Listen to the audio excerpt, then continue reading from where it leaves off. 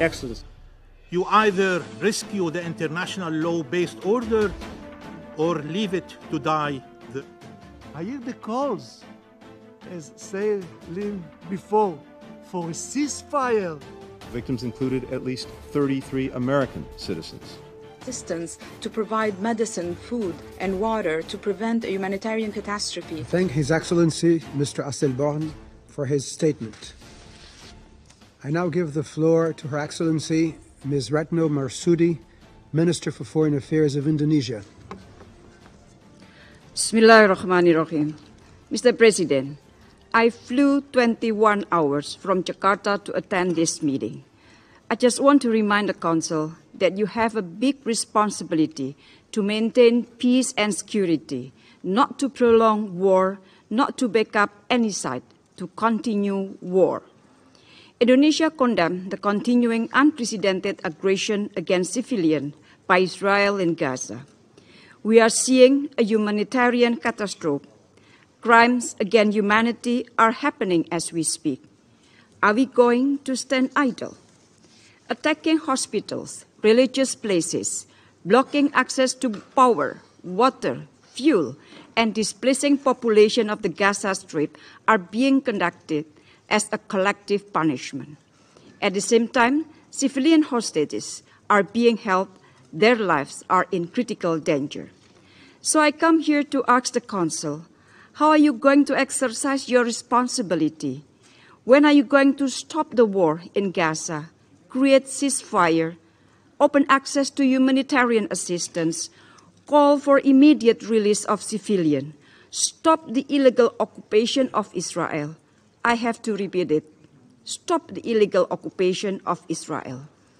Every second wasted due to political disagreement and failure for consensus represent a humanitarian defeat for the Palestinians and creates further instability for the world.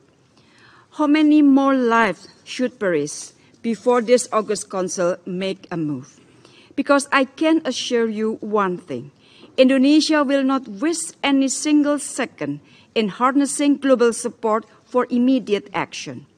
Through the OIC, ASEAN, the ASEAN GCC, and D8 meetings, Indonesia has pushed for a united voice to urge for the cessation of violence and focus on tackling the urgent humanitarian catastrophe. Mr. President, Indonesia calls the Council on 3 points. First, a united call for an immediate ceasefire. Silence is harrowing against deafening sound and bullets and rockets. Blanket support shown to one side has so far led to further disproportionate use of force, violation of international humanitarian law, and impunity. It is our collective obligation to end the cycle of violence before it escalates into a regional and global calamity. Second, prioritization of humanitarian access. More than 2 million people in Gaza are hanging on to their lives for basic humanitarian needs. Convoys of aid delivery are mostly being held immobilized and in constant danger from crossfire. The Security Council must urge immediately for safe and unimpeded passage of humanitarian access and respect toward humanitarian law. Third, move beyond politics. Bring back humanity to the Security Council.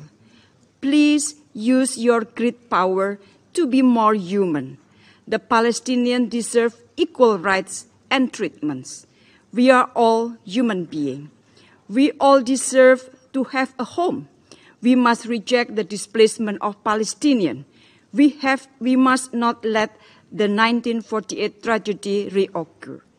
The Security Council holds great power, and with great power comes great responsibility to address the current situation in Gaza, to address the root cause and ensure a path to state solution.